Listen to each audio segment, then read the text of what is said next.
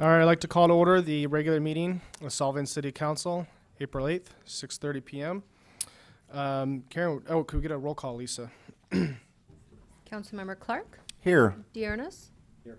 Johnson, Here. Wade, here, Mayor Toussaint. Here. That will move on to the Pledge of Allegiance, led by Karen Waite. Please join me in the Pledge of Allegiance to the United States of America. I pledge allegiance to the flag of the United States of America and to the republic for which it stands, one nation, under God, indivisible, with liberty and justice for all.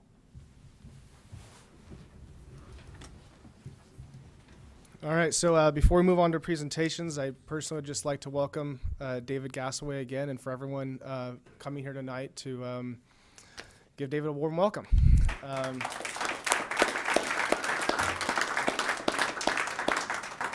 So we very much look forward to working with you, and don't know if you have a couple things you would like to say, or... No, just excited to be here, happy to be here. Been a whirlwind day, and I'm sure it's going to be a whirlwind week or whirlwind couple of weeks, but I look forward to getting to know everybody a lot better and diving into topics. So, perfect. With that, we'll move on to the presentations. First one is we have a proclamation to Allison Wells, Director of the North County Rape Crisis and Child Protection Center, and Robert Clark is going to present that proclamation. Thank you. I would actually prefer to stand while I do this, if you don't mind. And you can stand up. Come onto the dais. This is a proclamation in recognition of the Sexual Assault and Awareness Prevention Month, April 2019.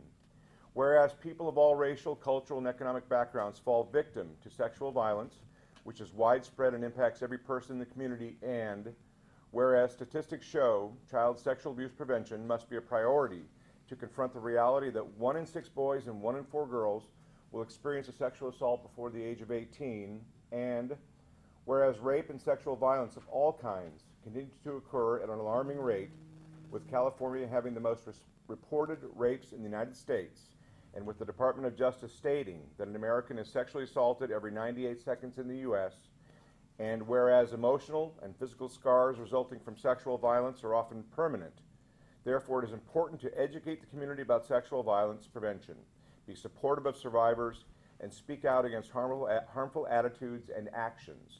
And whereas a coalition of organizations exists which directly confronts this effort to end sexual assault, including the North Rape Crisis Center and Child Protection Center, law enforcement agencies, churches, healthcare providers, and volunteers from the community, and whereas prevention is possible by increasing education, awareness, and community involvement, recognizing the compassion and dedication of the individuals involved in this effort, and noting the challenges of the victims and survivors of sexual assault and their families and friends as they struggle to cope with the reality of sexual violence. Now therefore, I, Robert Clark, Mayor Pro Tem, and Ryan Toussaint, Mayor, on behalf of the City Council and residents of Solvang, do hereby recognize April as Sexual Abuse Awareness and Prevention Month in the City of Solvang, and encourage all residents and businesses to participate in a month full of activities promoted by the North County Rape Crisis Center and Child Protection Center to increase awareness of sexual assaults and to create solutions in an effort to eliminate sexual violence from the city. We thank you.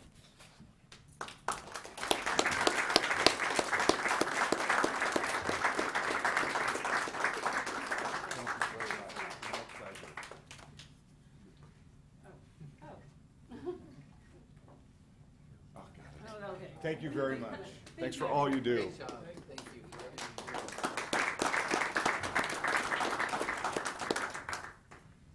All right, with that, we'll move on to our second presentation by Shelby Sim of Visit St. Anne's Valley.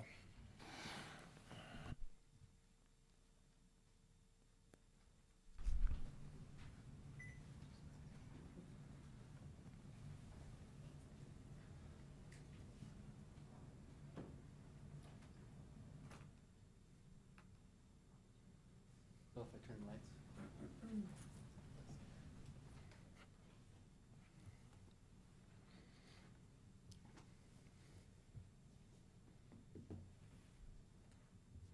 All right, Mayor Toussaint, Solvang City Council, thank you for the opportunity to come here and speak with you tonight.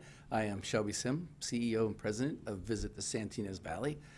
I was given a little coaching that you'd like to hear a little history about T-bids, how they work, and how long they've been here. We've been here in the Santinas Valley. So it's a property and business improvement law. Go ahead and click all of them.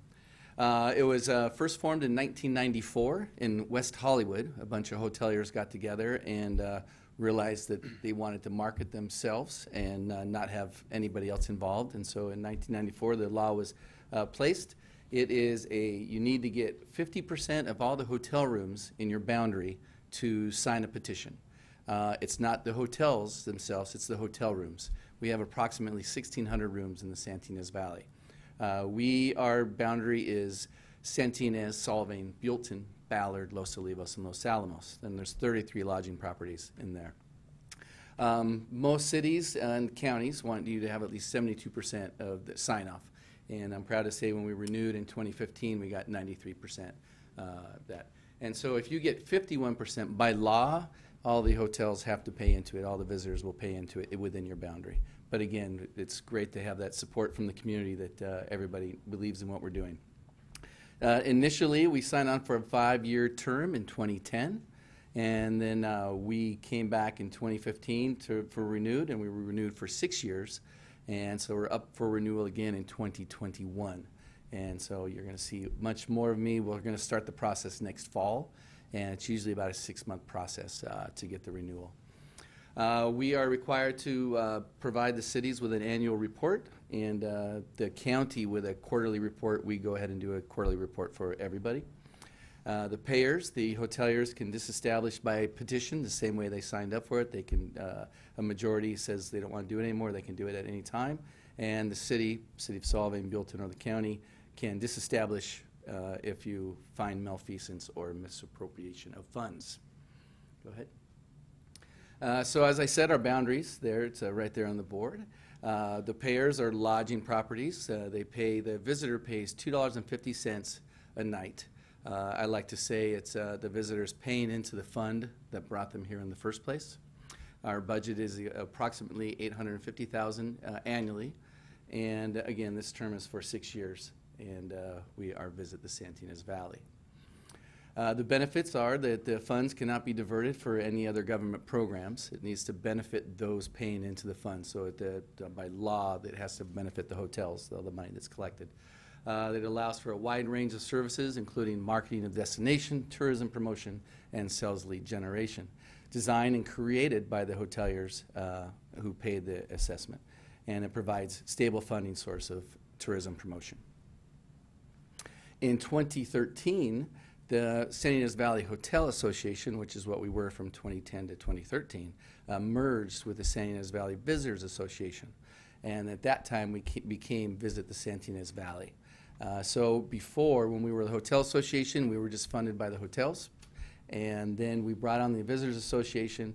I believe they had about 100 members at that time. And so we became Hotels Plus membership. And you can join and be a member for $250 a year. Currently, we have approximately 200 members besides our hoteliers. Where do the T-bid funds go? Primarily, of course, advertising.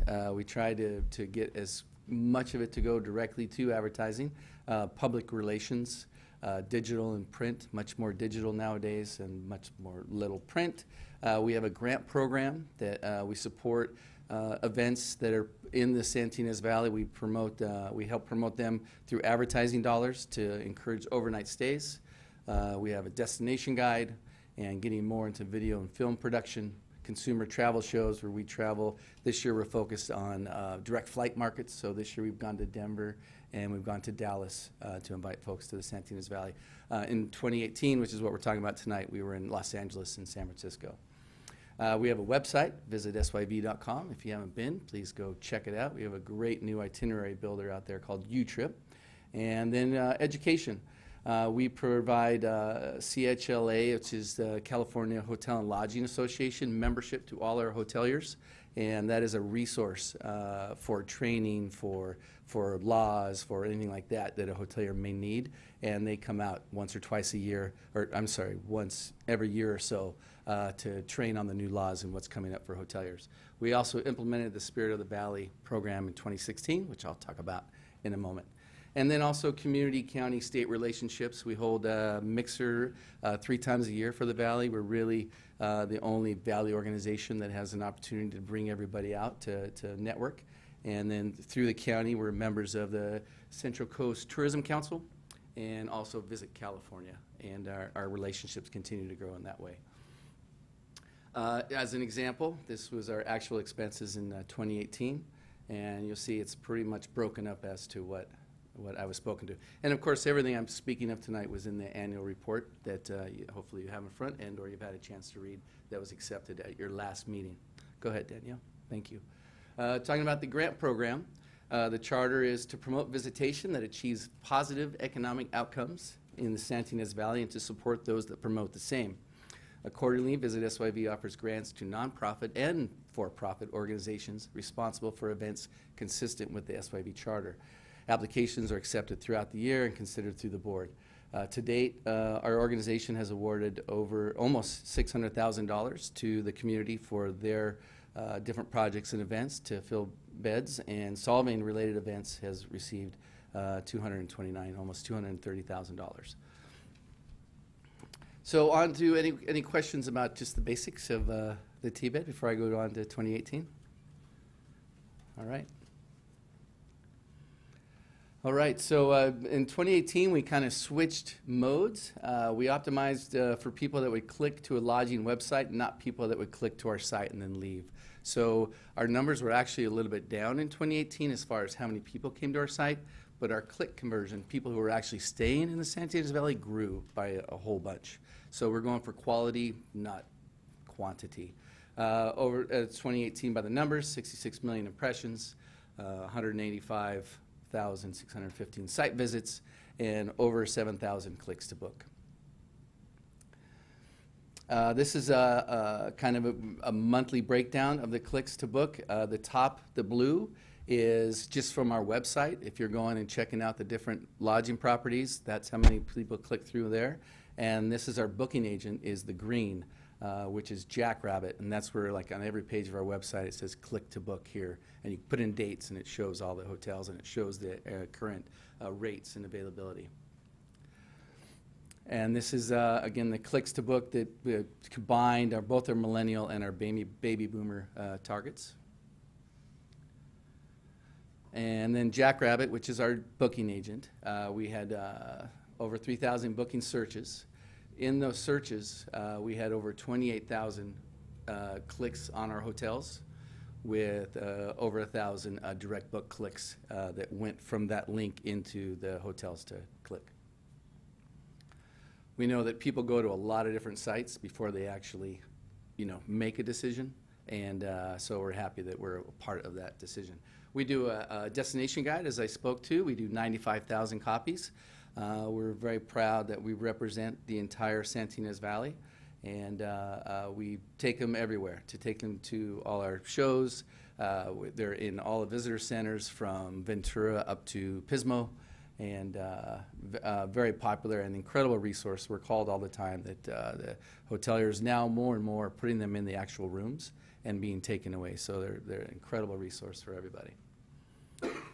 One thing I didn't mention is now they are handed out to all of the attendees or the travelers on cruise ships. There's 35 cruise ships that land in Santa Barbara every year, and each one of those is getting a guide.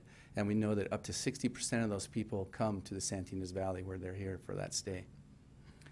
We, as I spoke of before, the education, we started Spirit of the Valley in 2016.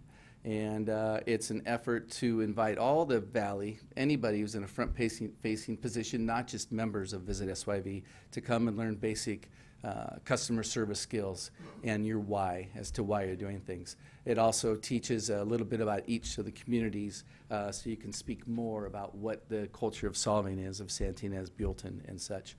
We've done 10 seminars up to date, and we're about to launch our Spirit Point 2.0 program that will focus on concierge resources and experiencing each of our communities, less classroom and being out and about and having able skeevers and or different things that you can do in Solvang or in our different communities. We're about to premiere and or launch or share our actionable intelligence report. We invested $15,000 at the end of last year to create this report that gives an incredible insight on demographics, psychographics, creates personas based on conversations and what people are saying. And I'm going to email that to you guys tomorrow morning, and it will go out to our members next week. But each of the cities will get this. And again, an incredible resource telling us exactly who's coming, what magazines they're reading, what they're saying about the Santinas Valley from everywhere. A little thing on print last year. I'd basically let you peruse that real quick. Sunset Magazine, Bon Appetit, Gentry, and such. Go ahead, Danielle. We created two commercials last year, but the second commercial just premiered this year because we had so many other things going on. But we're very proud of our long-form and short-term commercial. This commercial that we would love to play for you, but it skips a little bit when we did the transfer here. So I want to just try it real quick and see what happens. Yeah, so it's not worth the quality. But we showed that in all of LA and San Francisco markets from Thanksgiving through Christmas. So broadcast all over the TVs, a regular commercial. It's really very powerful. And these were our most popular ads in 2018. And our best performing Facebook ads. The results were over 3 million impressions, 42,000 link clicks. And as you can see, the rest of the numbers there. Our Google display ads, over 1 million impressions. And then we have a heat map, so we can tell what people are clicking on. And we've improved that again with our U-Trip product that came out this year. But 11.1% of the folks that came to our website clicked on this particular heat map, and targeted to millennials, and this is targeted to baby boomers. Digital, social, it's a breakdown of everybody that's clicking. You'll notice it certainly scales female, but across the board, as far as the ages, it's a pretty good across the board. Public relations, these are the folks that we did not buy ads in, but we will call them familiarization tours, where they come out, we wine and dine them, we show them the focus of what their particular magazine is about, and then they go back and write a story and put pictures in and that kind of thing. So, for example, the whole media value for this is over $1.5 million, which cost us maybe total $5,000 to have these people come out and do this whole thing. So an incredible return on investment. Media visits, these are, again, folks that come out to go back and write about us. You can just kind of peruse through yourself, USA Today, and you see a lot of these results, just a few months after they come. LA Parent, Mary Claire, LA Travel, and such. Go ahead. Press releases we put out. Looks like we put out 9 or 10 different press releases. Go ahead. And a few examples of the publications. Go ahead and just click through. See the circulations and the stories and the value. And of course, these are digital as well as print.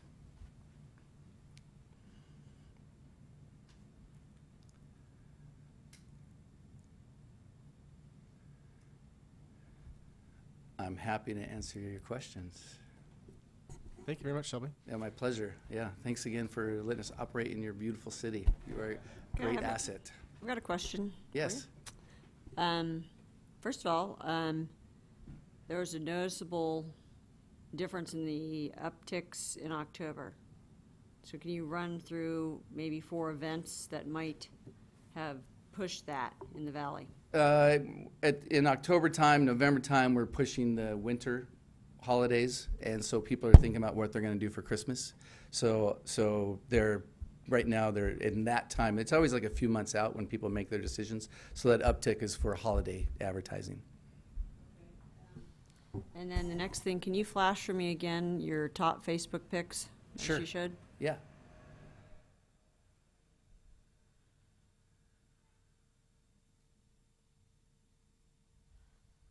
We're on the screen here, Lisa. Looks like we lost the source there. It's this guy.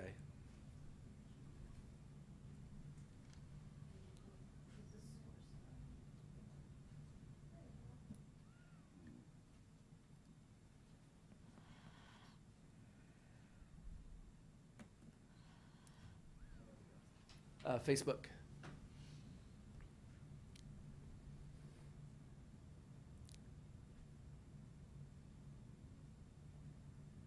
Great, thanks. I was curious as to what people were. Grabs people, yeah. What they were real interested in. You know, it seems to be changes. very- It used to be folks in the picture, and then this last year it's landscapes, landscapes, landscapes, landscapes. Thank you. Yeah.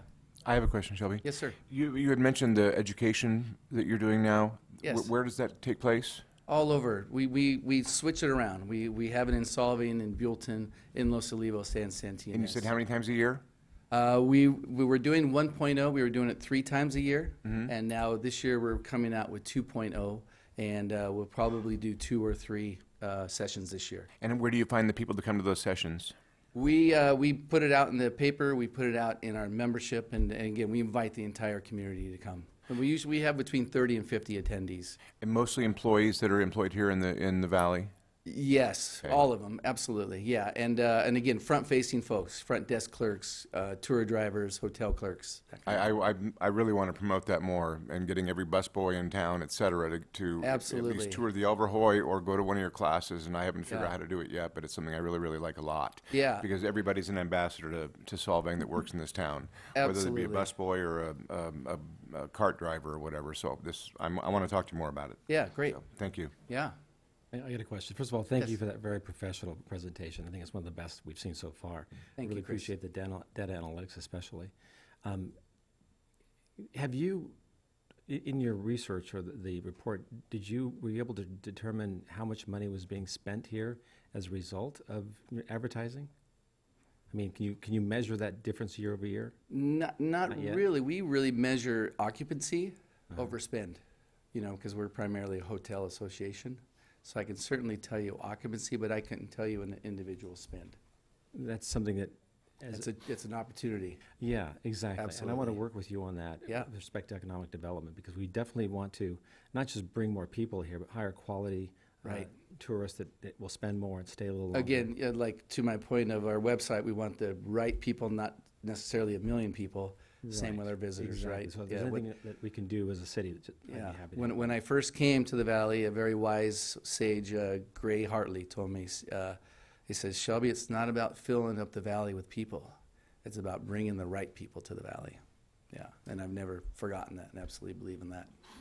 I have one last quick question. Yes. The 200 non-members that you have in your organization, give me an example of what those businesses are. They're primarily restaurants and wineries. Okay, thanks. Yeah.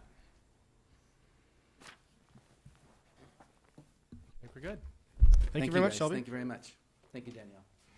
All right, with that, move on to the presentation by Tracy Beard of the Solvang Chamber regarding fundraising for the live Yule Fest tree. John Martino do. And John Martino will be making that presentation. Okay, Mayor Toussaint and City Council members, I'm here tonight to receive approval to purchase and plant a new live 20-foot blue spruce Christmas tree for the Solvang City Park.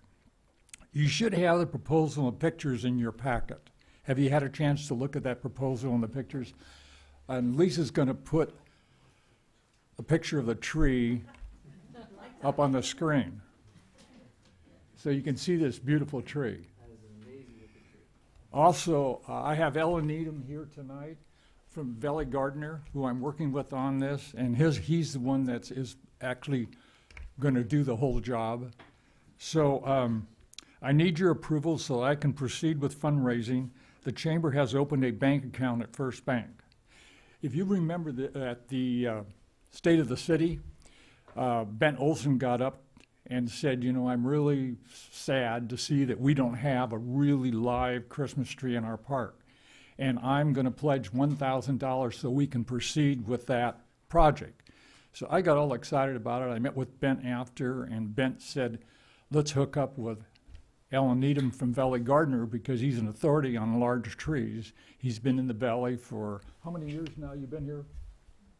Over 40. 40 years. So he really knows what grows here and what doesn't grow here.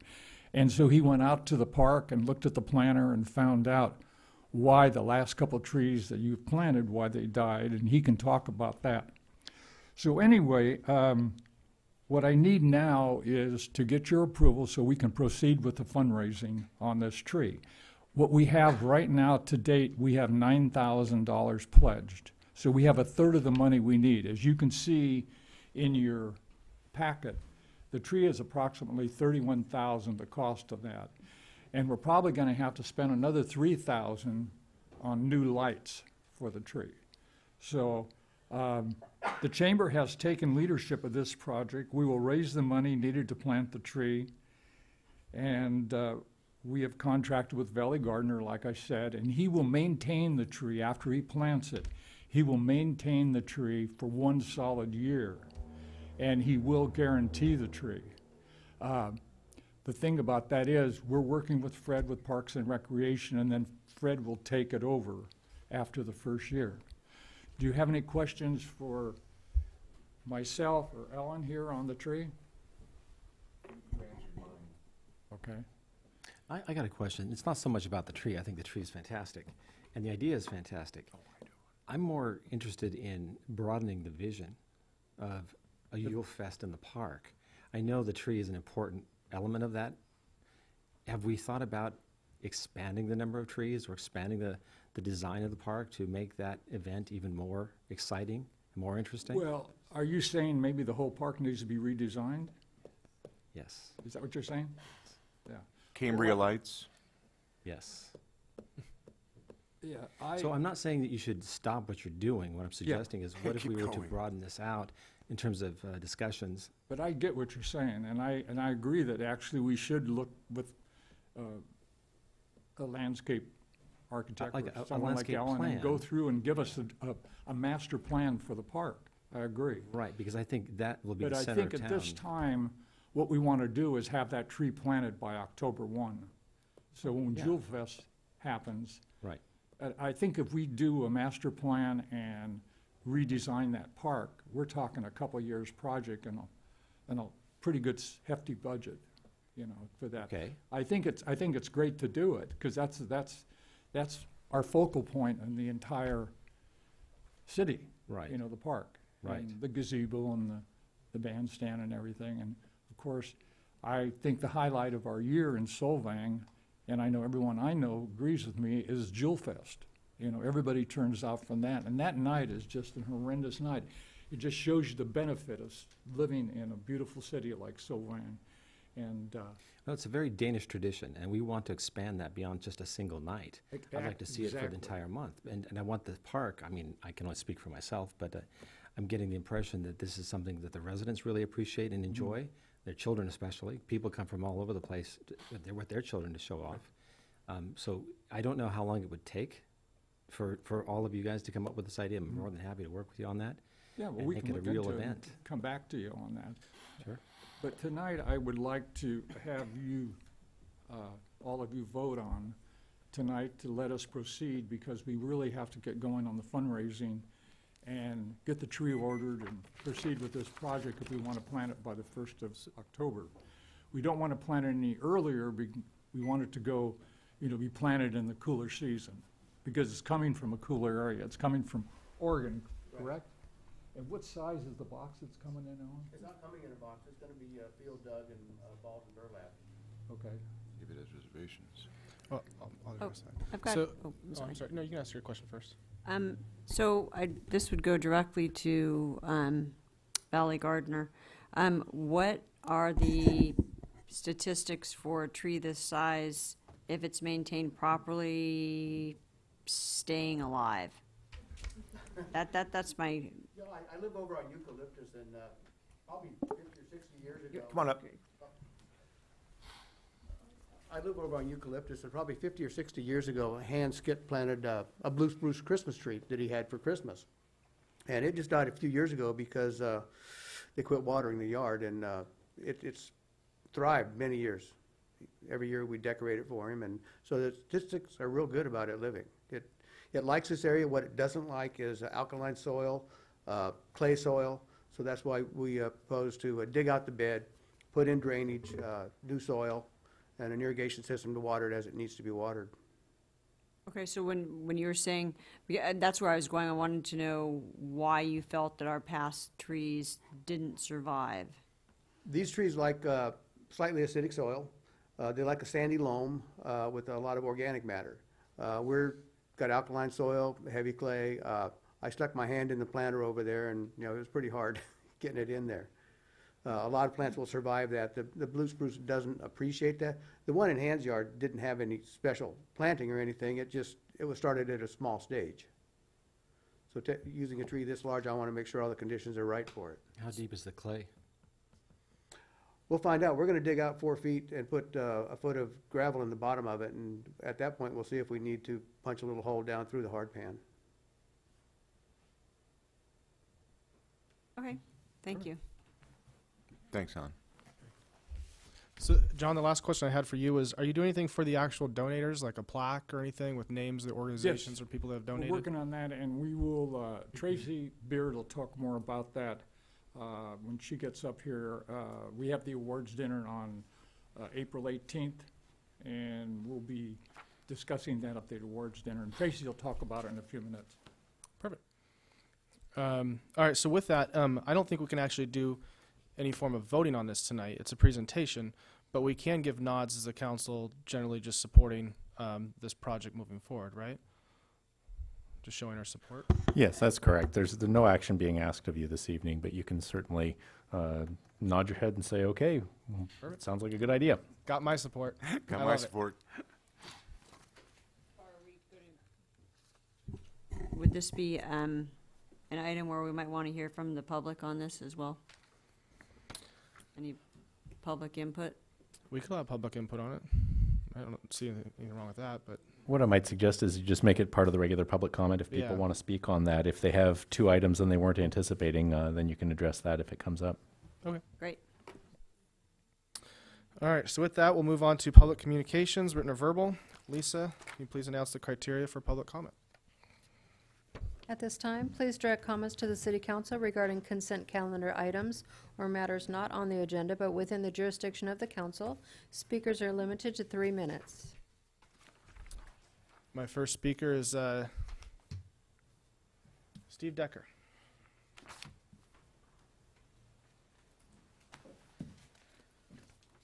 Followed by Joan Jameson.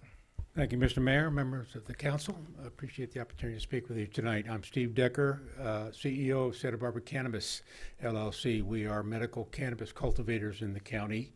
And I spoke to you once before about your issues with our operation out in the county, but that's not why I'm here tonight.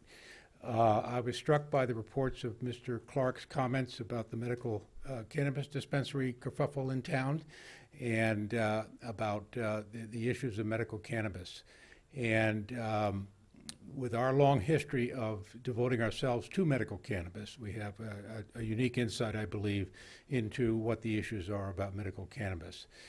We are not interested in the intoxicant side of cannabis, but we're keenly interested in the plant and its ancient history of usefulness to mankind. It's an absolutely remarkable plant, the cannabis plant. It has thousands and thousands of uses in industry, and its growing effectiveness in addressing medical issues is just amazing. The state of Israel has extensive research projects on medical cannabis. They are the world's leading researcher on medical cannabis, and it's amazing what's happening. So what I've done is I've taken the opportunity to put together a booklet, an informational booklet on cannabis. It's entitled Hemp and Marijuana, How They Are Different and How They Are the Same. And it gives you a very, very good tutorial on just what's going on with the cannabis plant. There's the history of the plant in here, there's stuff about the medical issues, and there's also stuff in here about the industrial uses of it and so forth. And then I have a comment about Mr. Clark's concerns about medical cannabis, and it's all in here. So I'd like to give each of you a copy of that and one for the deck.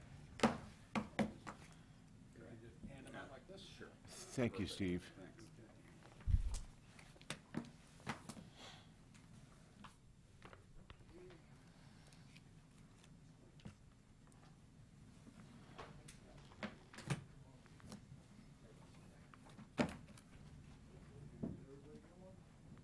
So, yep. Joan Jameson. One more thing quickly. Oh, yeah. We are having a May 2nd informational forum at the Bethania Lutheran Church. May 2nd, door open at 6:30, and it'll be about cannabis. That's all. It's not about the land use issues in the county or anything like that. So, and that'll be advertised. Thank you.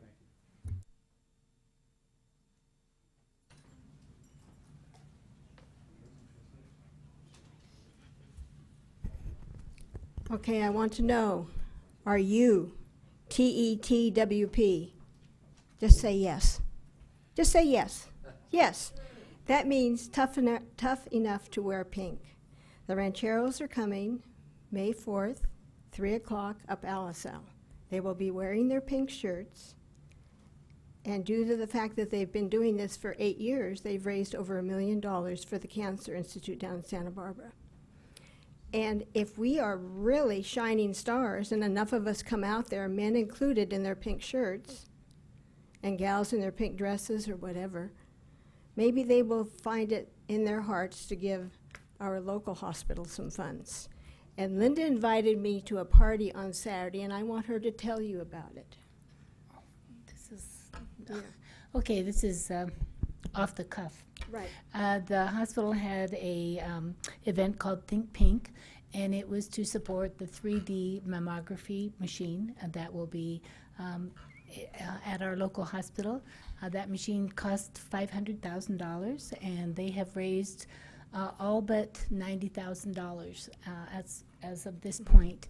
And so they had a group of women, and there was a few men there, get together to support the event. And it was a wonderful event. They had the hospital director there, and then also the doctor in charge of reading the mammograms. So it's something that will affect our entire communities. You know, we've got almost 25,000 people in the different valleys, in our different communities here, so it's something to benefit everybody. And instead of having to go to Santa Barbara when you're faced with those kind of decisions and issues, you can go to your local hospital with people that you know, your friends who are doctors and nurses, to give you that kind of news yourself. I can speak for myself. I would have much rather been told that here by people I know than strangers. So it's something we all should support. Yep, thank you. So I challenge you all, come and stand with me in the driveway between Hotel Cork and the Route. Make a sign that says, "Thanks, Rancheros," and wear your pink shirts. Thank you very much. Thank you. Rod Simmons.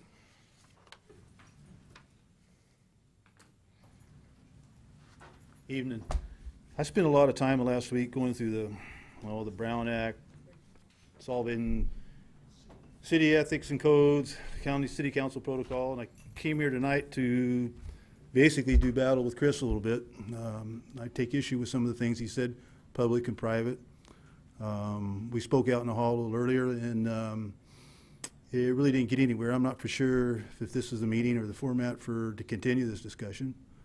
I would like to, I believe there's a format that's available that I can request a public or private meeting or meeting with the city council, attorney, and city manager. And if that's true, I would like to do that. Hello? So, it's public comment, so we really can't take any action on what you're saying, but certainly if you reach out to David and Chris, so here's the issue. Set up a time for you to meet with them. I did do that, and I did do that. There was an email sent by Brian. Brian was the last city manager, right? Or Rick, I'm sorry. Was sent, and somehow it was replied, and we never got to the point. But I would like to know exactly what the procedure is to do that. Got it. Well, I'll personally sit down with you, David, and Chris, and we'll get a meeting together to address your concerns. And we can do that pretty quick? Yeah, I'll reach out to you. All right. Tracy Beard.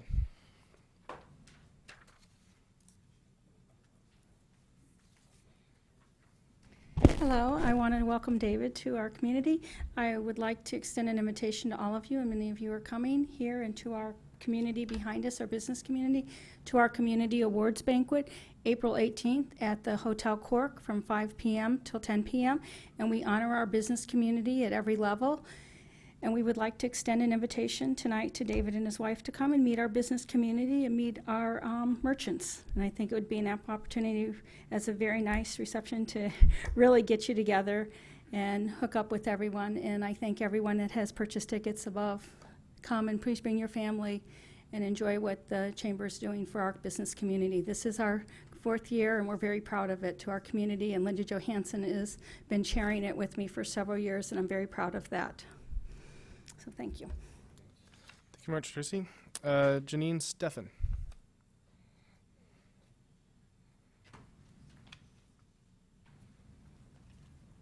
Hi, my name is Janine Steffen. I'm here with Airstream of Santa Barbara representing Urban Air. I want to thank you for allowing me for a few minutes and reviewing all the packets that I've given all of you, and I'm on the agenda for the next meeting on the 22nd. But I just wanted to kind of put a face to a name, if you will, and let you know this event is, it would be the first one west of the Rockies. They've been doing this for about 5 years. The next one that's coming up is in Logan, Ohio, and I spoke to them today. And this RV industry is a $50 billion industry. And they sent a professional analysis out to a PR firm. And as of Logan in Ohio, they had a PR impact of over $500,000. And they are wanting them to come every year. Their city's reaching out to them to come to put this event on. I'm trying to open up the whole West Coast, being I'm the sole Airstream dealer, one of 17, the oldest one here on the central, in the West Coast, sorry. So that's all. I just wanted to say thank you for the opportunity, and I hope we can get an approval. There's certainly little things we need to work out. There's questions, but these are all professional people. You know, they've spent anywhere from considerable, you know, $40,000 up to millions of dollars on their equipment, on their rigs, and they're coming here to be a part of the community. I mean, Airstream owners are a community within a community, if you will. So they're here to support the charities. They're here to support the businesses. They have quite an economic impact. It varies city by city. So being this Solvang is unique to them, as it's a small town, it's open, you've got general traffic that comes here. So I think it would be a very unique fit. They feel that as well, otherwise they would have never reached out to me to see if we could present this here for the city of Solvang and the surrounding communities. You can certainly contact me anytime. My office is right there in off of 246 between Rio Vista and the Hitching Post restaurant. Questions, stop in my office. I'm usually there all the time. Call anytime if you have questions or concerns. And thank you. I appreciate it. Thank you very much. That concludes the public comment portion of the agenda. David, would you like to give a city manager's report? Yeah, absolutely. I didn't come up with a whole lot yet so far today, but I do have a couple of quick updates.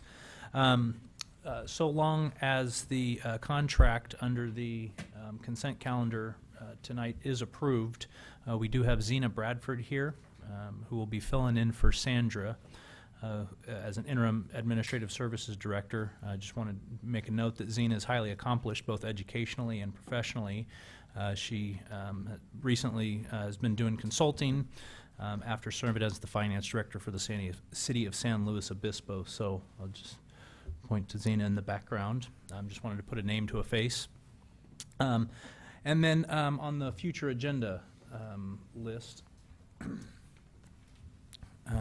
so I just want to point out that Monday night, next Monday, we're going to be having the study session on alternatives for the wastewater treatment plant, so I encourage people to attend that meeting. It's certainly going to be one of the most expensive and largest projects that the city's likely to tackle in the coming few years, and so we want to make sure that all of the aspects of the project are fully discussed and described as much as we can and as best as we can. And then one other item on the advanced agenda, advanced calendar agenda items, we're going to push back the accessory dwelling unit ordinance conversation into May. As we were talking about that today, feels like there's a little bit more work we need to do on that. So that one's going to be getting pushed back. And Urban Air, as Janine just spoke, will be on for consideration at the meeting on the 22nd. So that's it. Thank you. All right, we'll move on to the consent agenda. Would anyone like to pull anything from the consent agenda?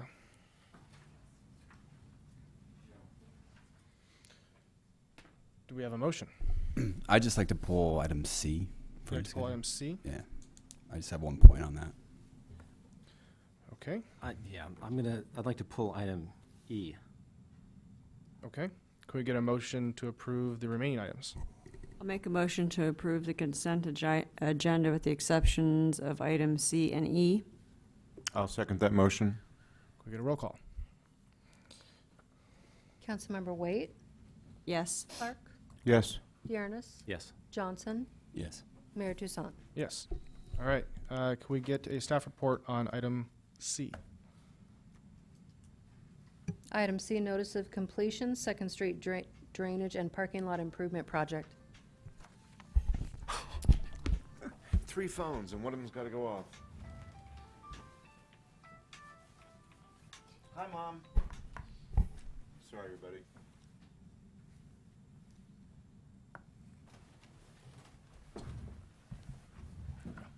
Good evening, Mayor Richardson, council members. Matt Vanderlinden, your Public Works Director and City Engineer.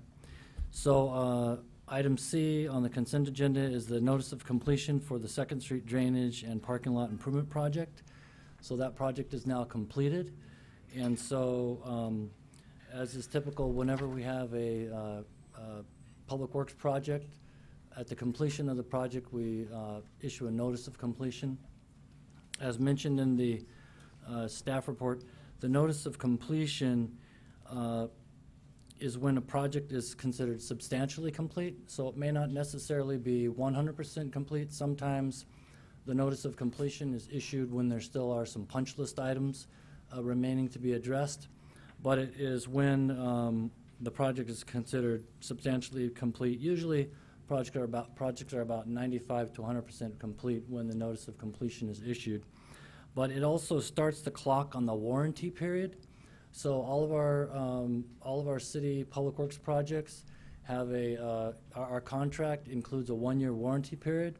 And so if there's any defects identified within a year after completion of the construction, we can notify the contractor and have him come out and do any corrective action. What we do now is after when the notice of completion is issued, we put on our calendar 10 months from that date. So we'll do a warranty inspection. So we'll walk the project and physically look at everything. And if anything's identified that's a problem, that gives us time to notify the contractor and them to come out and address the problem before the warranty period expires. It also provides a time during which potential lien holders may address any non-payment issues with the contractor. So it starts the clock. So the subcontractors or material suppliers, if they haven't been paid, this starts the 30-day clock on the time period in which they can file a lien against the general contractor. So in the 8.5 years I've been here, we've only had one project that had a problem like that, and actually that project actually happened about 6 months before I started working here, and that was one of the first problems I had to address as the new Public Works Director. But anyway, so we typically don't have a problem with that. And then also it frees up the contractor's bonding capacity. So each contractor, based on the size of projects they've worked on in the past, they have certain bonding capacity. And so for any public works projects, they have to provide us with labor and materials and performance bonds. And their bonding company, so it's like an insurance company, they will only bond up to a certain limit. And they slowly raise that limit as the contractor successfully completes work. But when they have some of that bonding capacity tied up with our project, they can't bid on other projects until they free up that bonding capacity. So this is the notice of completion gets recorded or filed with the county clerk, and that's a public record. And so the bonding, it's a public way of notifying the contractor and the bonding company, and so that frees up bonding capacity so the contractor can bid other projects. So, so those are the purposes of the notice of completion. As you'll note on this project, we did exceed the budget a little bit, and the main reason for that was the cause of the delays caused by PG&E. And so we've notified them that we're going to be filing a claim to recover as much of that as possible.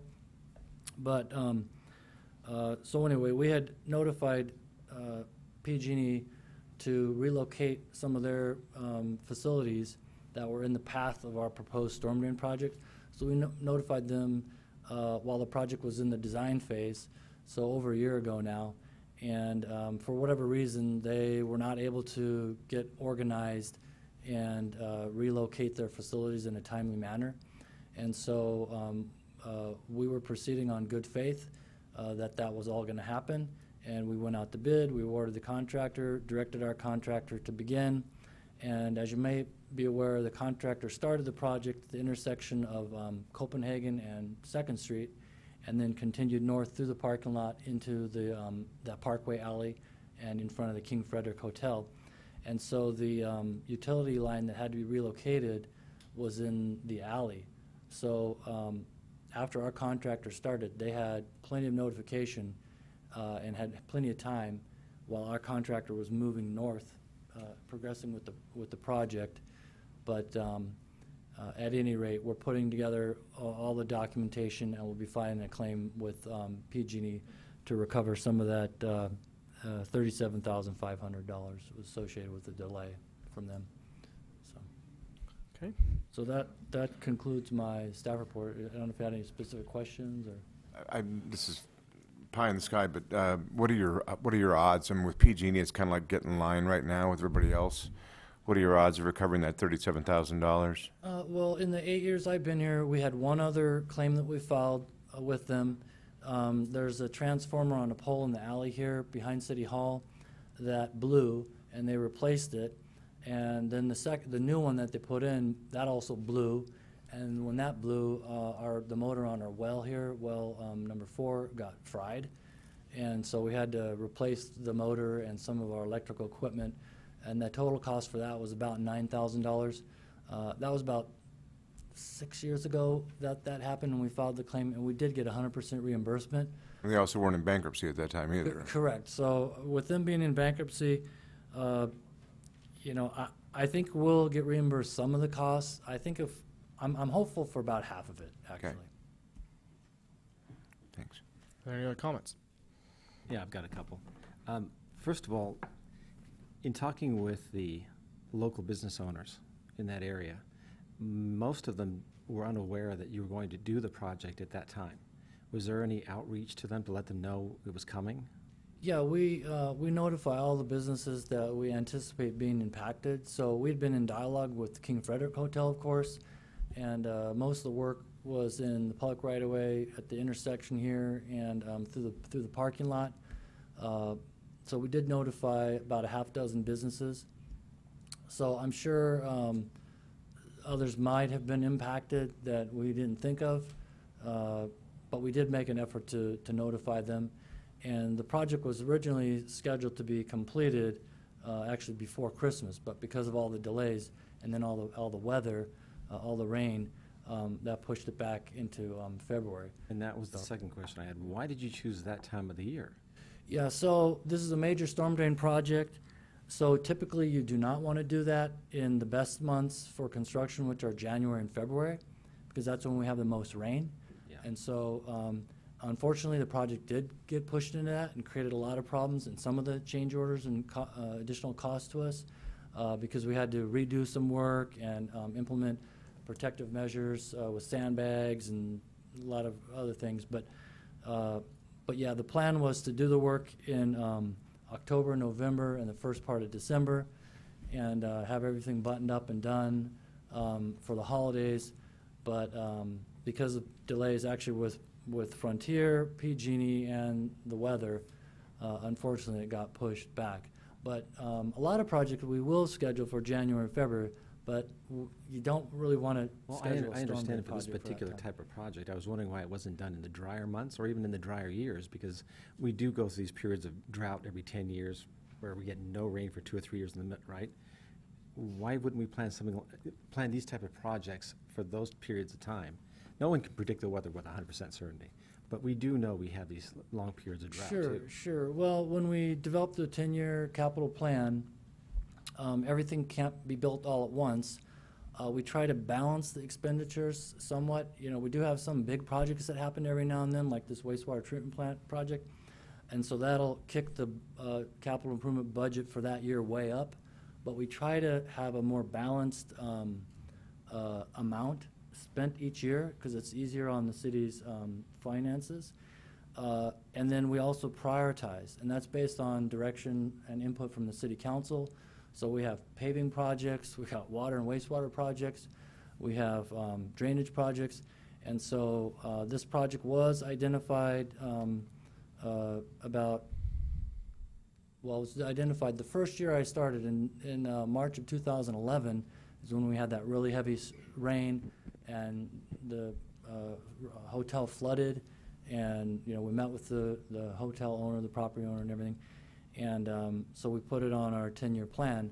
But at that point, we had many other higher priority capital projects, so it was placed about 5 years out, and finally came. Last year we did all the engineering work, and then this year we planned the construction. So, yeah, you know, if we could have foreseen the bad weather and all the rain, we might have, you know, done something different. But without our ability to know that, you know, we just planned it the best we could. I have to commend you on your ability to predict the weather with respect to the water reservoir, the water that you stored up at the San Luis Reservoir. That was brilliant.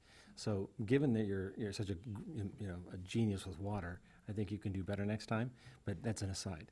My point here is I'd like to find ways to mitigate the economic impact to the retailers, if at all possible. So let's think that through before we get in and do big projects in the middle of town next time. I talked to several retailers, and they all complained that business was severely impacted by this project, and they can't recover that. Yeah, well, as mentioned, we'll do our best to do that, and we did try to do that with this project. The plan had been to complete it mid-December, but you know, circumstances out of our control, unfortunately, caused the delays, and so apologize for that. But All right, well, Matt, I don't feel that you owe any apology for the hard work you've done. And one cannot predict what the weather is, so I think the bottom line is we're probably going to take a hit on not being reimbursed for the PG&E.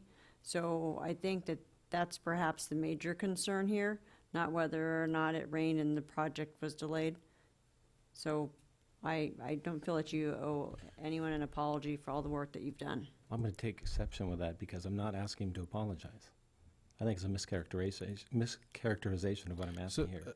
All I'm really hearing here is just some is more comments, maybe some more sensitivity next time to the timing of the project with maybe relation to the time of year and the retail businesses that might be affected. Exactly. But at the end of the day, this is a consent agenda item here, so I'd like to move forward with approving this.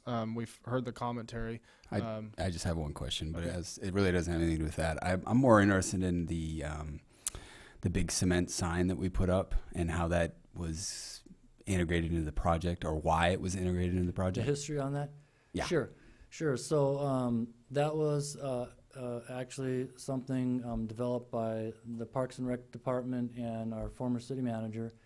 And the idea was we have that small sign next to the visitor center that says, you know, welcome to Solvang. Correct. And the tourists were always standing in that little tiny planter trying to get behind the sign or next to it. And if you're out in front of it or next to it, you're in the driveway of the parking lot.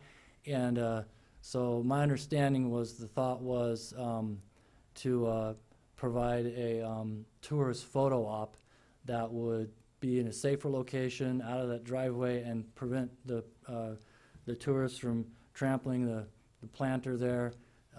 We had actually removed plants now and had put bark there and stuff because of that, but also something that would be a little bit bigger, so like a whole family or a whole group could get kind of into the photo op. And so Public Works did not develop that.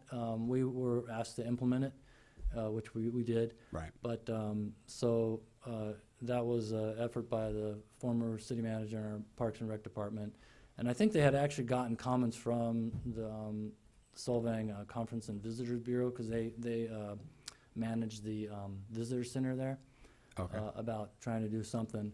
But I think it's a great idea. My concern is that I feel like that's along with the Solvang Park and stuff like that. We really need to find professionals and individuals that are very qualified to put something up like that. It's a fantastic idea, but to have that would be like having me kind of decide as a photo op opportunity to put something up. I'm not qualified to do that. I shouldn't be designing that. So I just think we need to really think about these things in Solvang to make them even more quality than maybe we can comprehend, and that would be, you know, outsourcing, maybe looking for someone else to give input on that.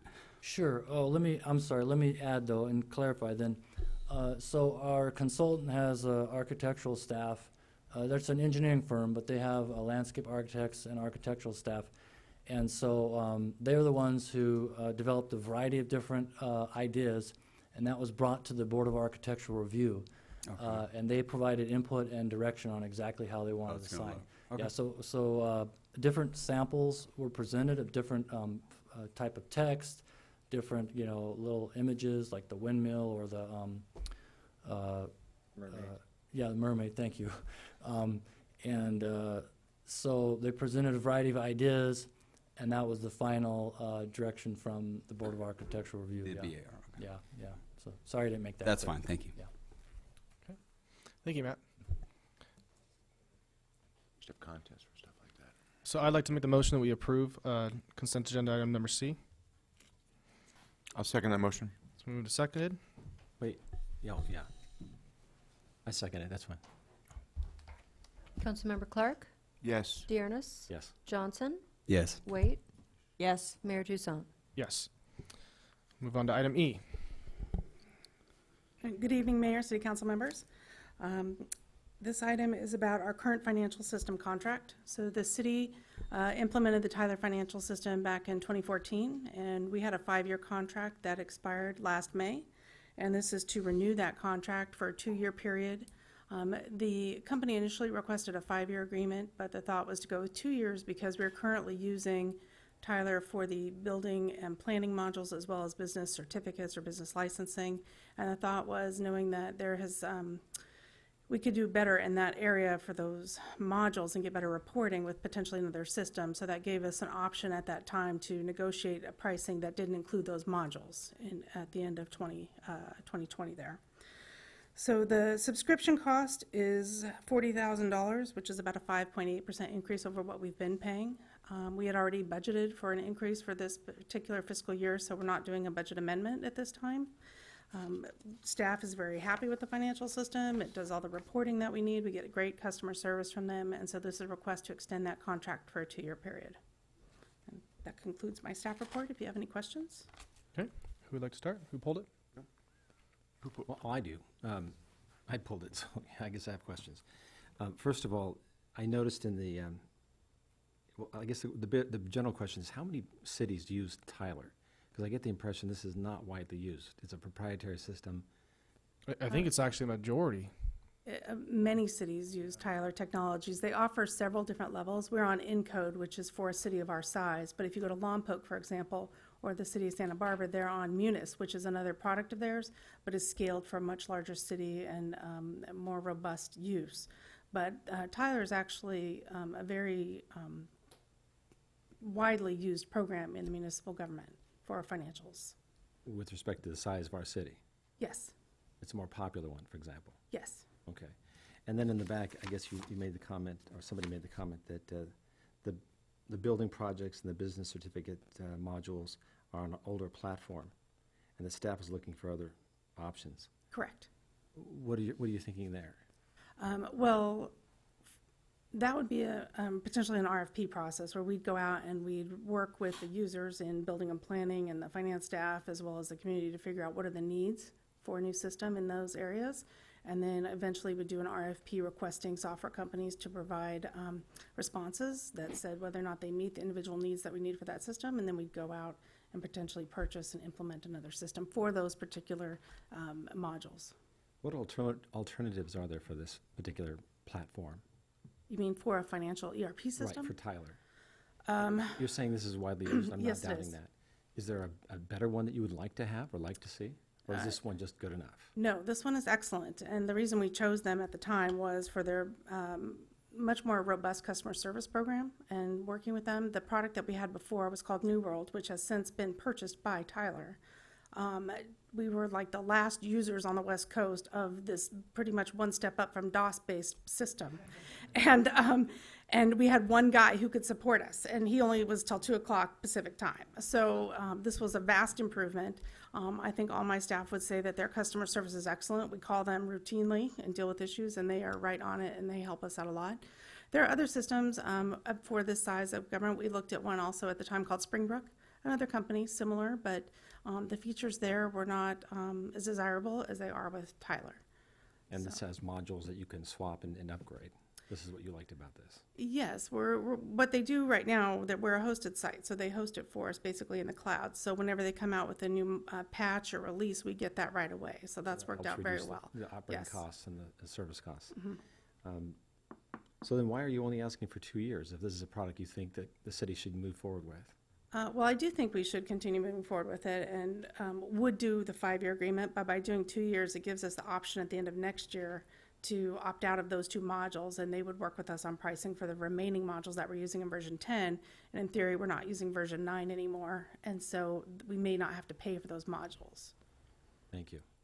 I think also the reason for the 2 years with the new city manager coming on board, he's going to need to evaluate all the departments and how we operate, and he could want to propose a different direction for us within the next year or 2 or 3. So by kind of just doing a 2-year, it just gives us that time to. Well, the reason why I asked is I've had experience working with these types of systems in other countries, and I was really curious about this one, and you gave the most detailed explanation yet. Maybe only because I don't know, maybe because I'm sitting on the city council this time, which I appreciate, because I think that the city residents would also appreciate the fact that you're looking out after their dollars, their tax dollars, and you want to get the most for the least cost. And I think you've done that good job in this respect. Thank you. All right. Can we get a motion to approve item E? I make a motion to approve Article 3 or item 3 in the consent agenda. I'll second it. It's been moved and seconded. Councilmember Clark? I'm sorry. Councilmember Clark? Thank you. Yes. Dearness? Yes. Johnson? Yes. Wait. Yes. Mayor Toussaint? Yes. All right, with that, we'll be moving on to the regular agenda. Lisa, can we get a title readout for item 4? Item 4, formation of an economic development committee. All right. Mr. Mayor, members of the City Council, David Gasway, your new city manager. So I'm giving a very brief report here on this topic. I had some conversations with Rick, the interim city manager, last week about this topic.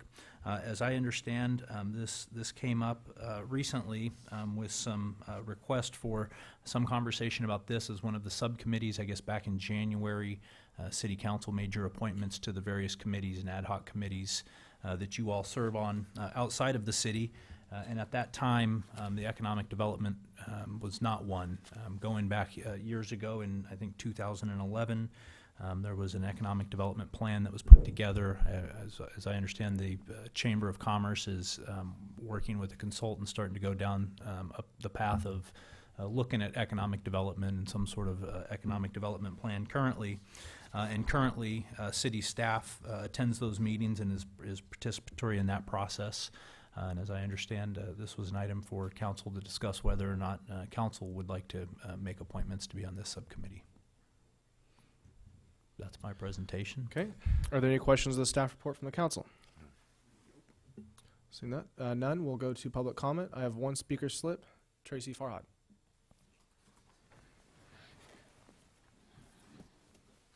Good evening, Mayor, City Council members, and new City Manager, Mr. Gasaway. Welcome. I'm here on behalf of the Solvang Conference and Visitors Bureau, and we want to offer our services. We think it's a great idea to have the Economic Development Committee. reestablished and formed, and we would like to request a CVB representative on that committee for all topics regarding tourism, marketing, research, promotion, and destination development, especially for your #1 economic driver. We're happy to partner with you and to support the Chamber initiatives all related to tourism. So here to say we're here and we're at your service. And last but not least, I wanted to just give a fond farewell to Sandra Featherson. She's been a good colleague, a great person to work with. She will be missed and highly respected by the CVB, and I've really enjoyed working with her, so I wish her the best. Thank you. All right, with that, we'll take this back to the council for discussion and action.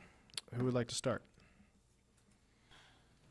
So I would, with the Development Committee, I'd like to ask legal counsel, as opposed to an ad hoc, is this something where we can have a member of the public be a member of?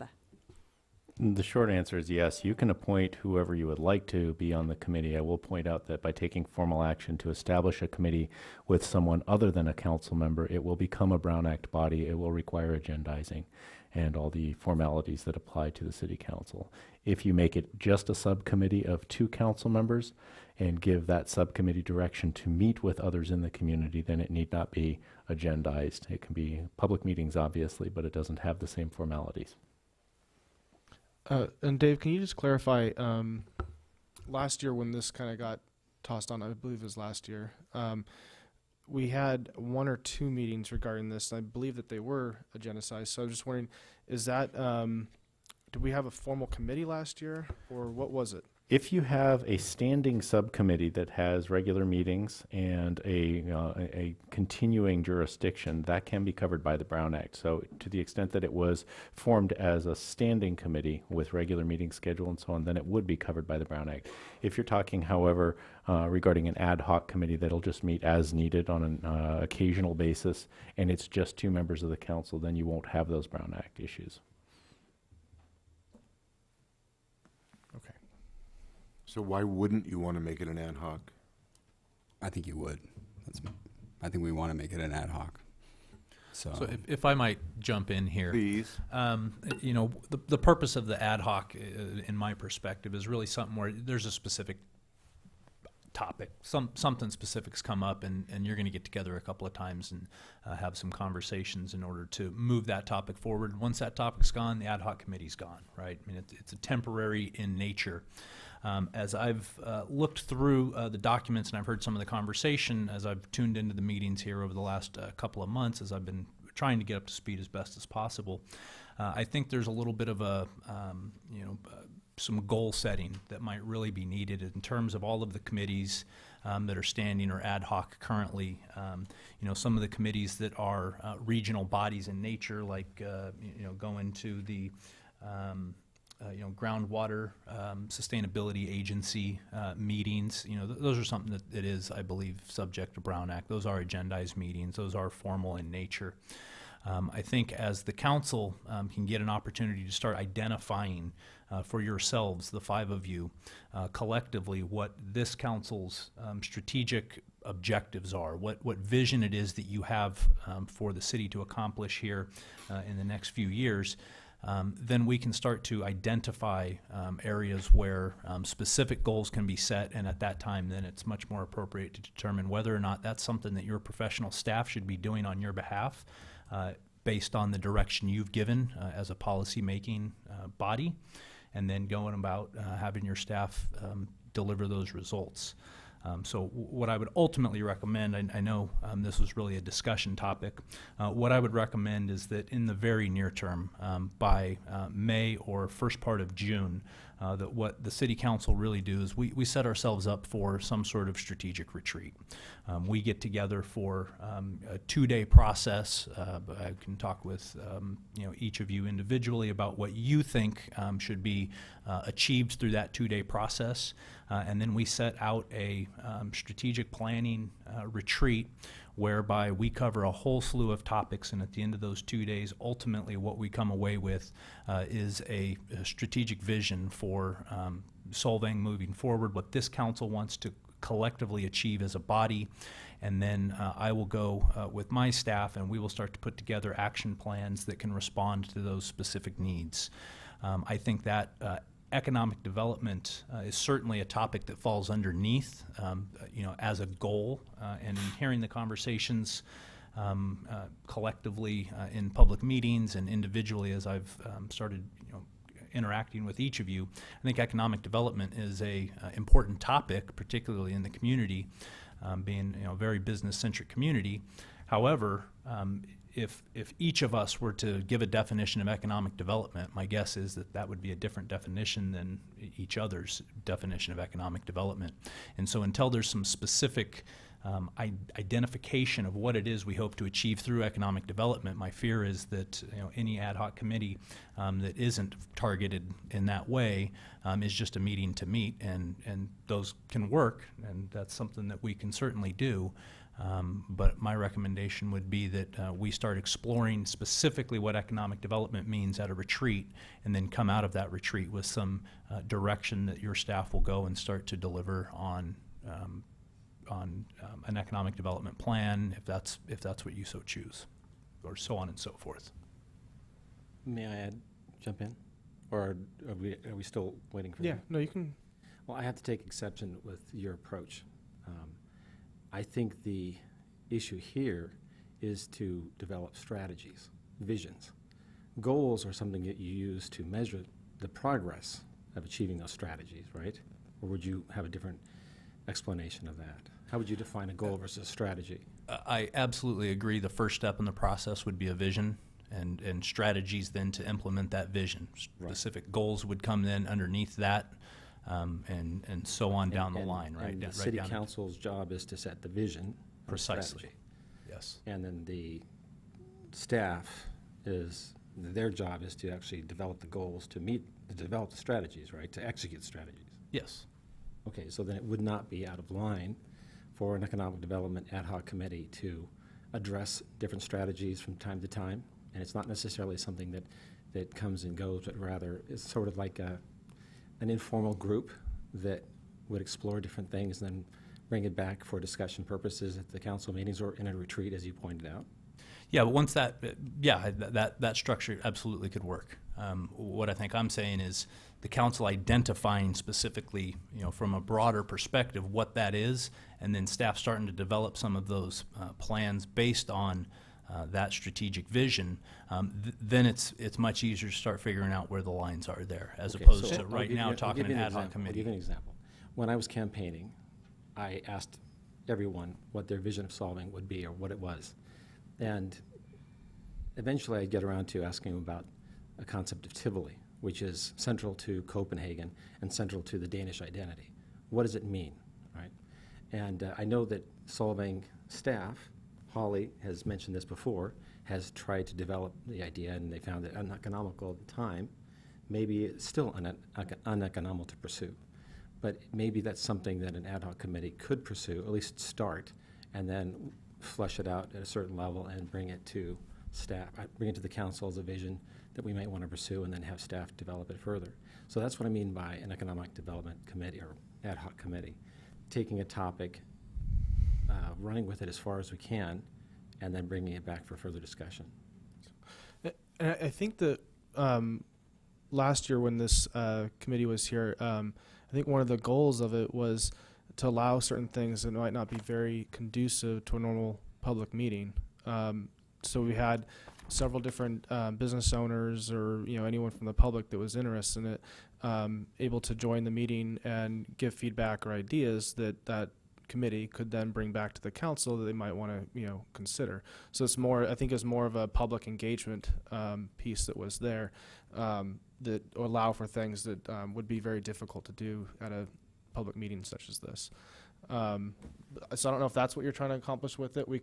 I don't have any problem with creating the Economic Development Committee, but I'm right on the same page with regard to David about we do need to front load really having more of a visioning process and goal setting for this council here to get everyone on the same page. Can I add? And with that, I know we've already had public comment, but there is one person that would like to speak on this, so I'd like to just allow Tracy to come up and speak for a second. I'd like to say the Chamber did receive an economic grant, and part of it was on a tenant mix consultant. Mr. Generanis is on that committee. We have met 3 times through that committee. That committee is, we've hired one of the best consultants that worked on Vandenberg and Allen Hancock College, so we think we have a great consultant to have helped us. We are meeting with the public. We have put surveys out of just what you've talked about. So I think we need to wait until our, I want to say, report is complete, which is in June, and let you work off of that, which will give you surveys locally. It was put into everyone's water, which went out to over 4,000 residents that received water bills online. We have over 400 surveys, and it tells some of those things. And I think we need, that's how you're going to hear from the public. Campaigning, I think, is one thing. Enacting and working in city council is a totally other, how we work as a community and how we work together with you. And we have that, I think, information that will come to you in a very good report. And I think we should wait until we have that to create another economic, because otherwise we're duplicating what we're done. You're notified when the meetings are, Ryan. I know due to your schedule and some of it you haven't been able to make them. David will sit on that committee just as Rick has sat on that committee and just as we have worked before. So the city manager sits on the committee along with Ms. Holly Owen from the city planner. So we have, I think, the people in place to work with what you guys want. We listen. We've done extra surveys that Mr. Daenerys has wanted us to do, 3 extra surveys to our community. And I think we should take a minute and pause, and everyone will, you know, put the report forward. And I think it will be a very good report, and it will be done on a good level. Thank you. I would disagree with that, unfortunately. I know she's doing what she's saying, because I was there, and I have no problem with that. But this is a totally different approach. We're defining strategy. We're not, what she's doing is a much more specific kind of thing. So I appreciate the effort that she's making, but I don't think that the chamber... I'm sorry, I can't, let me... I don't think that the chamber's place is to tell the council what to do or how to do it. That's fine, but I don't think this is a negative thing targeting the chamber or their performance. I think you guys are doing a great job. This is just more about whether or not, I think it came up during the one of our first meetings with regard to making these committee selections, the ad hocs. So I'd really just encourage you that if you want to create an economic development committee, then just make the motion and let's move on. But like having this discussion here, we're going back and forth, is just not very conducive. Can I add? Yes. We've discussed a retreat of council, a 2-day retreat. I think this should be one of the major topics in that retreat. When we get to know the city manager, we get a chance to finally sit down and talk to each other in a different form of setting. I know it would be open to the public as well, but that's something we really need to get done soon, in May, if possible. Karen, I think you brought it up the very first time for us to sit down and just talk to each other and figure out what the heck we're doing and go from there and incorporate this in that plan. And maybe our vision can come out of that as well as other items to work on, but that's my suggestion. I agree. I don't think there's anything wrong with having the ad hoc committee for the economic development. I just don't see the problem with it. I don't know why it's such a big issue. I think we should have it, just like we have all the other ad hoc committees, and then when we get together, we can discuss exactly what the focus is going to be if that's what we want to do. But I don't really see a problem with having it. It's not taking over anything. It's just an ad hoc committee to have 2 council members on that they can talk about it and bring stuff to the council. So I just don't see the big problem. So I would make a motion that we add the ad hoc committee, and we pick 2 council members to be on the ad hoc committee. I second that motion. Okay. If we move forward with this time, would we need to appoint those members right now, or what are our limits? You can appoint them tonight. I think that's something that is within the contemplation of the agenda item. It's formation of an economic, and it says make city appointments to that development subcommittee, so you have that power. You could also defer that to, if you're going to have some type of retreat, you could make that determination at a later point. There's nothing compelling you to do it tonight, in other words. Okay. So given those options, Daniel, I just asked that you maybe amend your original motion to address that. I would like to have some comment. Oh, I'm sorry. I didn't know you wanted to. No, that's okay. I was just waiting for everyone else to finish. I see no reason to go forward with an ad hoc committee at this point. I think we need to do our retreat and take the advice of our new city manager and listen to what Mr. Clark, Mayor Pro Tem, has to say. I do really feel that we've already had members from our council discussing issues of economic development with our chamber, who I feel would play a very important role in this, as well as our Solvang Visitors Bureau. So I think it would be premature to form an ad hoc committee.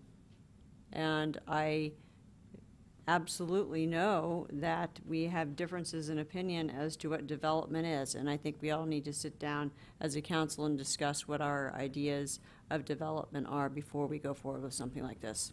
Okay, Robert?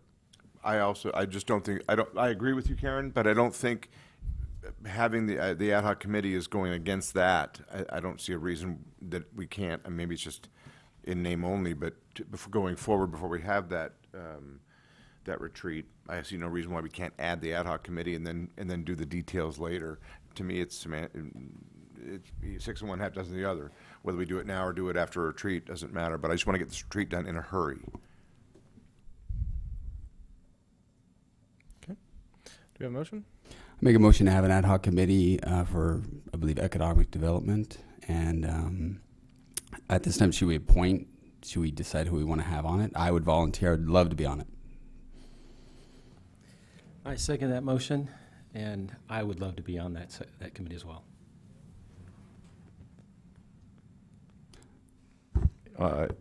So as far as the motion, there is a motion to create the ad hoc subcommittee.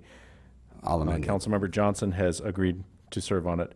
Councilmember DeJarnis has agreed to serve on it. If that is the motion to appoint those two people, that would be the full motion before the council. I so make the motion before the council. And is the second agree with those two appointments? As amended by the city attorney. As amended by the city attorney, correct. Yeah, that's fine with me. It's not fine with me, no. It's been moved and seconded. Councilmember Johnson? Yes. Dearness? Yes. Clark? No. Wait? No. Mayor Toussaint? Yes. All right, with that, we're going to move on to item number 5. Lisa, can I get a title readout? Item 5, Housing Element Annual Progress Report 2018. Good evening, Council City members. It's Holly Owen, Planning and Economic Development Director. I'm presenting before you tonight to receive and file the Housing Element Annual Progress Report for 2018. This is an annual report. It was done last year. We did a little catch-up last year. Actually, we did several, and that brought us into compliance with the annual reports that are due on April 1st of every year. Per the California Government Codes section, each city and county are required to prepare that Housing Element Annual Progress Report. They have given us forms in the past to use. They gave us altered forms to use this year, different forms with a little more detail. And I've attached the results of that form in your packet as attachment 1. The housing element, as we all have discussed before, is used to identify projected housing needs of the community, and there are also a number of policies that are established at a given point in time for each jurisdiction to meet and to set goals and policies to meet those requirements, those program items, which means that in our packet we have the programs listed and our progress towards them. Although they were made in 2014, and over time, legislation has affected some of those outcomes, and some of our goals have changed also over time. So what you have in Table D is a summary of those programs, which we will get to in a few minutes here. So Table B is the general housing needs assessment and the numbers that we were given by HCD, and then the actions that we took to complete those programs. So that's Table B. We were allocated 175 housing units as Solvang to try to meet. That doesn't mean we have to construct those number of units. It just means that's a goal that we need to facilitate. We've met, if you look at Table B, you can see that we've met our much of our moderate and above moderate housing, mostly are moderate, are above moderate rather. The low and very low numbers, as you can see in the far column, have been met for the most part by the construction of the Solvang Senior Center. Although the report is given to you in its entirety in the back, there's a number of tables there, and I've given you the complete report. The ones that really have the most data that would pertain to us are the Table B with the regional housing needs allocation progress, and then also the progress in the implementation of programs. There's no fiscal impact to accept this report. However, if you choose not to do so, it would disqualify us in terms of certain grants and would allow some streamlining that would perhaps we would consider to be undesirable. And this will, with this submission and this acceptance, it will conclude this report for this year, and we will be in compliance in this regard. I'm here to answer any questions you might have. This is a little bit of a detailed report, but the reality is we only had 3 units built last year, and they fell in several categories. One was an ADU, and 2 were custom homes, so those are going to be the above moderate category. But ADUs do count towards the ADUs numbers. definitely do count, yes. That concludes my staff report. I'm here to answer any questions. I know that David Gassaway has done his own report for his former jurisdiction, so he's very familiar with this exercise too, and his was much more lengthy than Solvang's, I would say. Are there any questions of the staff report? No. Okay. When's the last possible day you can file this? Are we late or are we? No, we're current. No, we're current. I mean, I know we're current. I mean, do we have to do this by the end of the month?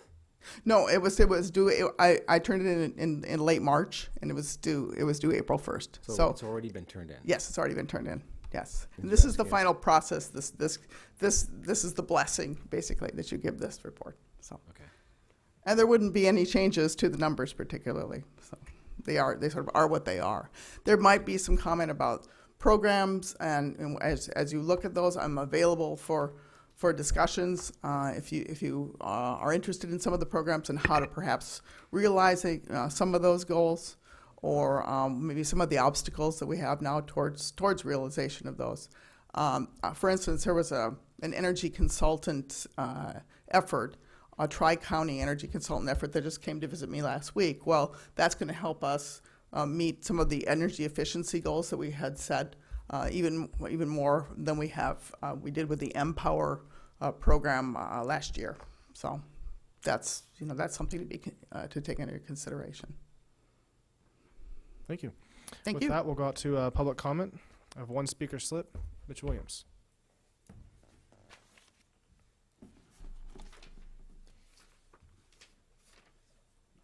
Thank you, Mayor Toussaint and council members. I just got a chance this evening to read through a little bit of that housing element report.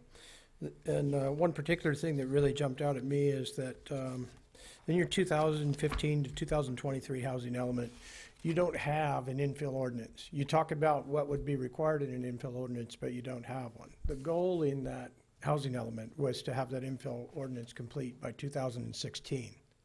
So today, in 2019, you still don't have an infill ordinance. And that affects folks like myself, property owners in the downtown corridor, because virtually every piece of property that's left that can be developed would qualify as an infill project. I'm curious as to why you couldn't have an infill ordinance written in, it's 4 years now. That would be my first concern. Second comment I wanted to make that has to do with both your housing element and staff's seeming desire to adjudicate a new tax or a new impact fee on this new development or proposed new development for the sewer system. I attended a meeting last week that was open to the public. I was invited, as were several other builders and industry experts, architects. There was a bunch of folks there from California Code Check. It was a workshop to to try to discuss in a round table some ideas on how to improve the planning department. I was a little troubled that I didn't see any of you there. We were told not to come. Oh, you were told not to come. I'm perplexed as to why that is. And the other thing I wanted to say while we're up here today is that this week there's workshops on this, what assumably is this proposed additional impact fee on sewer to new development. And I plan to attend on the 11th, or the 10th, excuse me, on Wednesday. I think there's actually 2 or 3 meetings set. Matt can probably answer that better for you.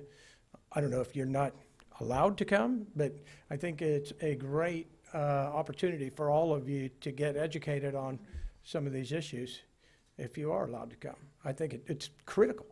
I'm coming. That you see how staff is interpreting things like the housing element that differs broadly from the way that private individuals and landowners such as myself view them. Thank you, Mitch. Thank you. All right, with that, we'll take this back for discussion action.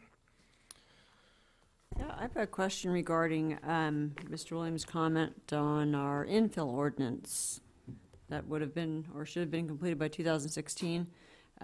Does this take into account building applications that might be in process, or if there was no completed application, would that not have been considered in this report?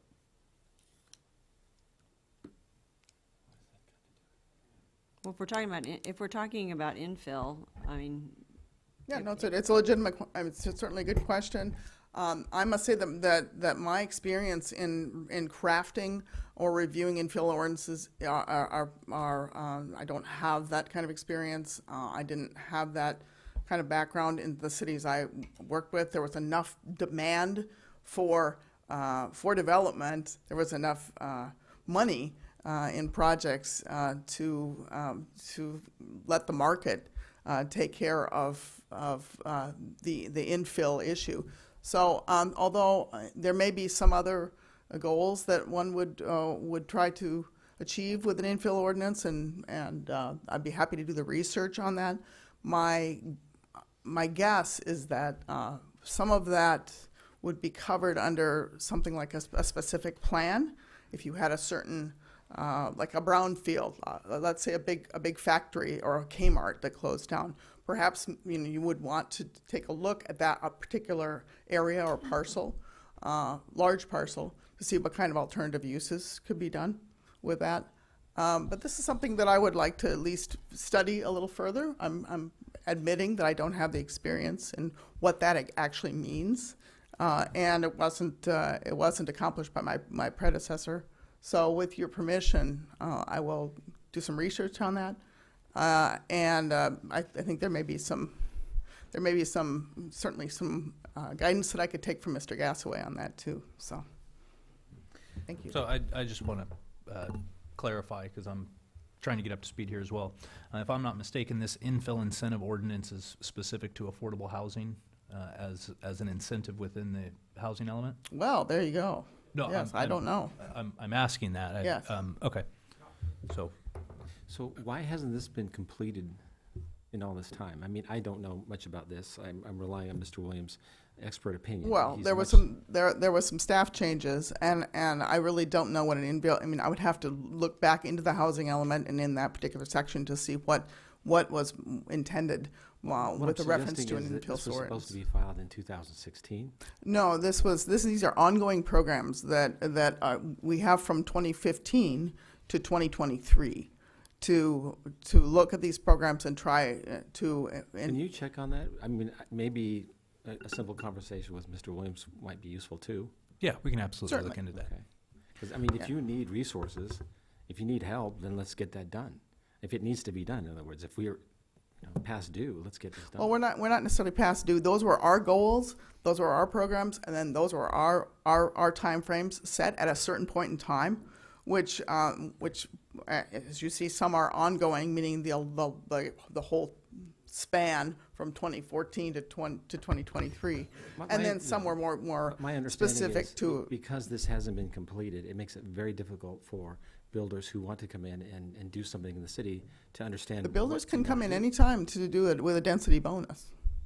The So builders then can come in any time and this do is on an ad affordable hoc housing with the basis. right financing. This becomes an ad hoc basis, case-by-case basis, as opposed to here's the plan, here's the guidance. No, if I can jump in, it's not on an ad hoc basis. Under Government Code Section 65852.2, a builder can come in and propose very specific density bonus requests. They can propose that they will dedicate a certain number to very low or low income housing, and they will get an additional number of units. It's not on an ad hoc basis at all. It's imposed by state law. The infill ordinance would provide additional, in addition to what the state has provided under 65852, additional density bonuses, such as relaxations in zoning provisions, relaxation in other types of city standards. The infill incentive ordinance is not something that is necessarily mandated by law. There was a move in 2003 or so for the legislature to impose that on cities as part of their general plan and their land use elements, but that's not currently the case. So cities have been doing this in an attempt to not only meet the state standards under 65852, but also to meet the RENA numbers that are imposed upon them.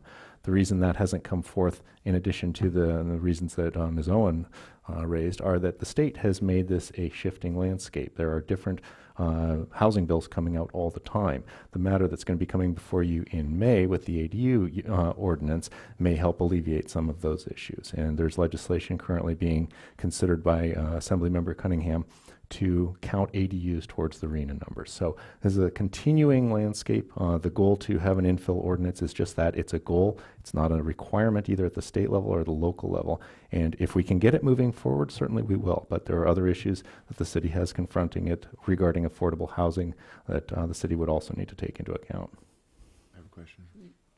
But Dave, RENA trumps city ordinance. RENA is a number that the city has to make good faith efforts to try and comply with. The city does not have to build those units, though. It has to make the properties zoned appropriately so that they can accommodate the market building those units. So to that extent, RENA trumps the city's ordinances only insofar as we have to make sure that our ordinances comply with the requirements for providing affordable housing. But an ordinance infill, doesn't it by law we have to provide incentive for infill? Well, we certainly can. That is an additional thing on top of 65852 to allow us to accelerate the possibility of affordable housing. That's a council priority. Also, if you wish to set up as a priority affordable housing, then that would of course lend itself to meeting that goal. I think this has to be put on our retreat. Pardon? Right.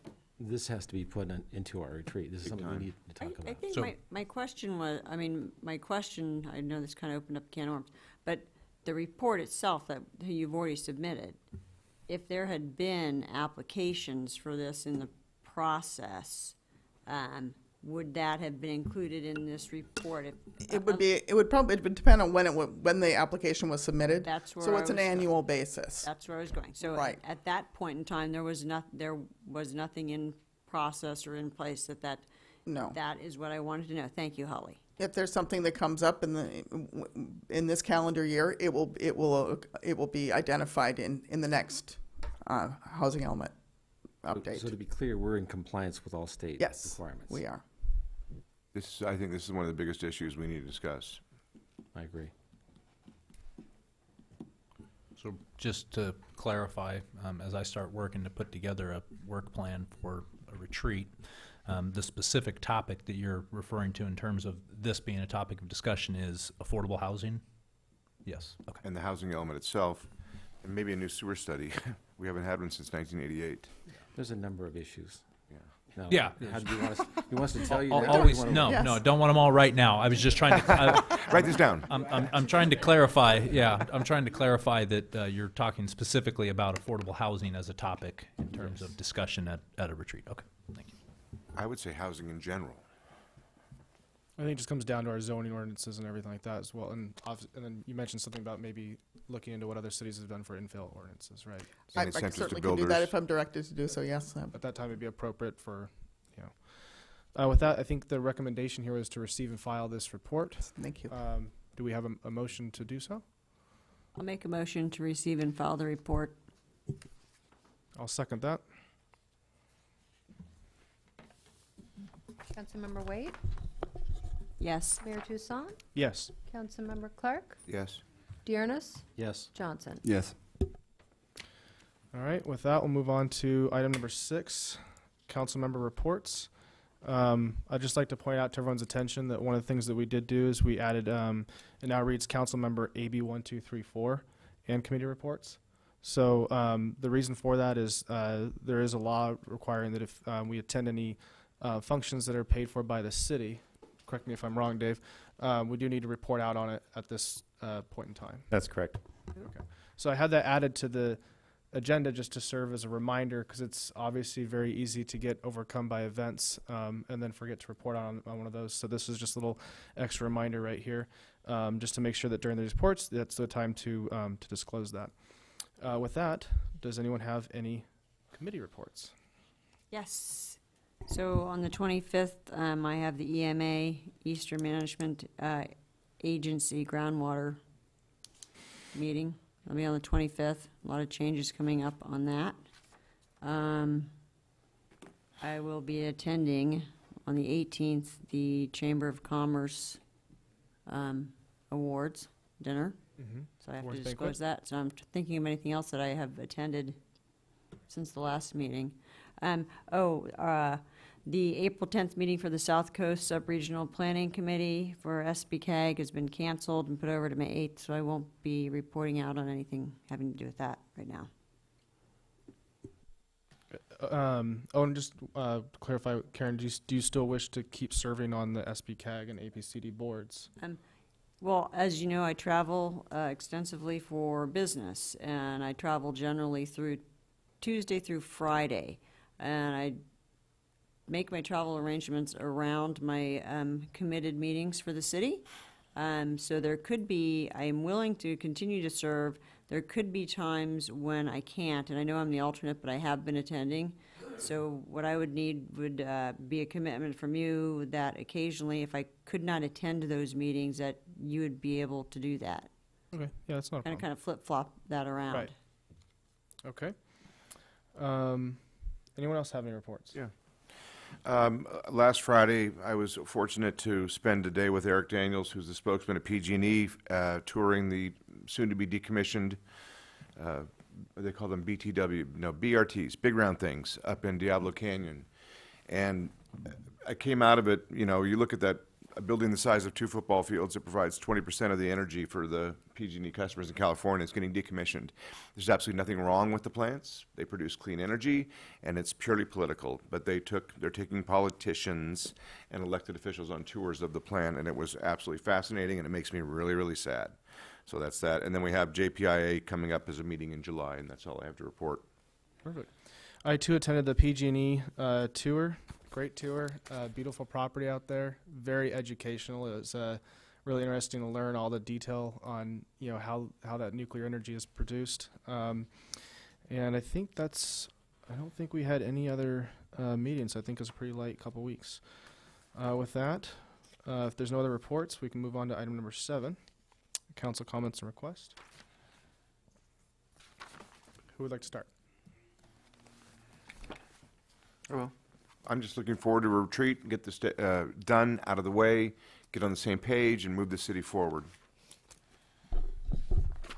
Oh, go ahead, Karen. I just have a comment. Maybe it's something that we can all look into, or maybe it would be better for me to address it with the city manager.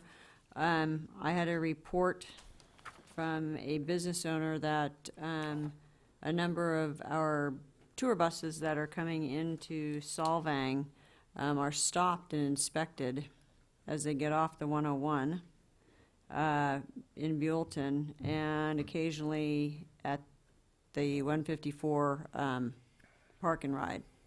And apparently the CHP stops the buses and checks the buses and asks tourists for identification, and I have been told that we've had a number of buses that will no longer come through here because they don't want to deal with the law enforcement inspecting them.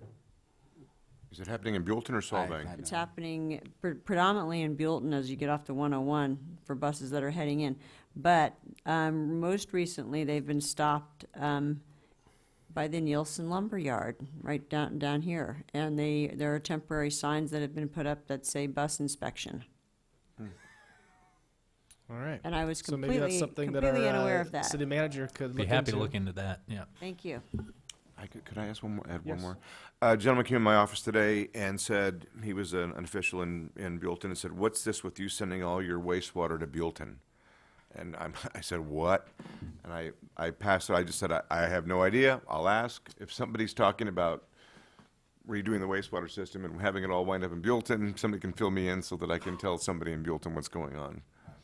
But have you heard of it? Anybody heard of it? There's a lot of moving pieces there. You have, Los Livos CSD, St. S CSD. We have discussions around, the percentage that St. S CSD would have here with Solvang as we pursue our new wastewater treatment plant.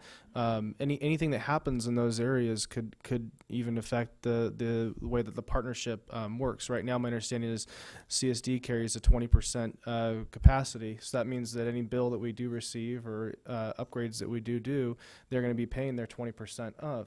Now, as we move into pursuing a new plant, you have different plant sizes. For example, we're built for a 1.5 million gallon per day plant. Part of the things with like a membrane plant, you'd be going to a 2.0. But if CSD still has the same capacity that they want, they might view that as a change in percentage of capacity that they might want. So maybe they only need 15% of 2 million gallons per day. That might change, some of the financing or how we might be looking at things, because obviously that puts more of a burden on us since the membrane plant would be a more expensive plant. So, there's tons of moving parts there and different things that people are going to be discussing. I think we had a couple committee meetings last year where we did have residents show up from Los Livos CSD, basically just wanting to know, does Solvang have any interest in taking our sewer? Or do we have, so there's lots of things going on there. We'll give you a full update and report on all of that next Monday as well. That's at the study session, so we'll get into all that. Thank you. Okay. If there's no other reports, council member comments, then we will adjourn.